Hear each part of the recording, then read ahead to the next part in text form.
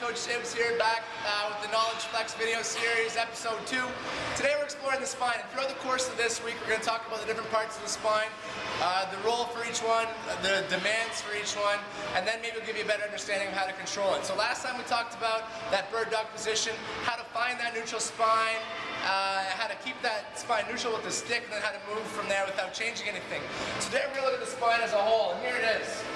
Just kind of our nice spinal curves.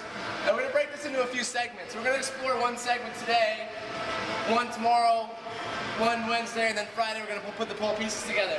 So if you look here, I've broken this up into 3 parts. Our cervical spine, thoracic spine, and lumbar spine. And each one of these parts of the spine is made up by a series of vertebrae. Our cervical vertebrae, there happens to be 7 of them. Thoracic spine, there's 12. Lumbar spine, there's 5. This is on the test to make sure you know this stuff. Just kidding, but here's how it's easy to remember. Breakfast, lunch, dinner. Eat breakfast at 7 a.m., lunch at noon, dinner at 5.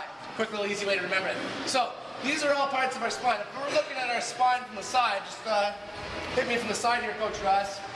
You'll see those same kind of curves. There's my cervical curve, my thoracic curve, and then my lumbar curve if I pull my shirt tight. So today what we're going to talk about is the cervical spine, or your neck. One thing we forget about with our neck is that it's part of our spine too. It's part of that whole system that protects our spinal cord and really is just as important as the rest of it. So, if you ever see a baby is a great example of how the cervical spine stays where it should be. So you sit around and you see a baby from the side, they kind of look like this, their head might be bobbing around a little bit, but point being, they've got the nice alignment, whereas the rest of us tend to be out here from, who knows, maybe years of reading or sitting at our desk or doing all this stuff, but we lose our cervical alignment, or that natural cervical alignment, which is really back here. So a few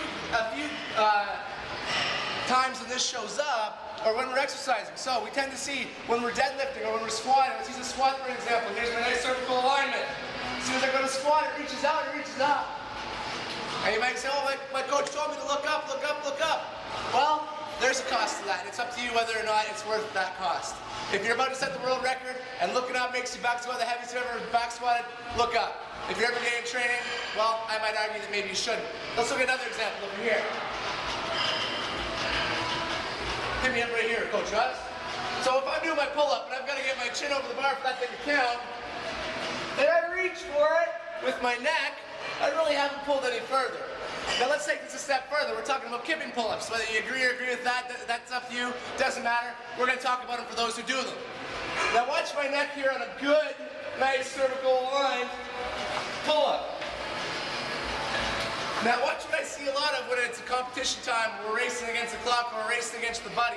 I'm only going to show you 2 of these because I don't want to hurt my neck. Here's what it looks like. We're jolting that neck up trying to get our chin over the bar. That's part of your spine. You wouldn't do it down here, don't do it up here.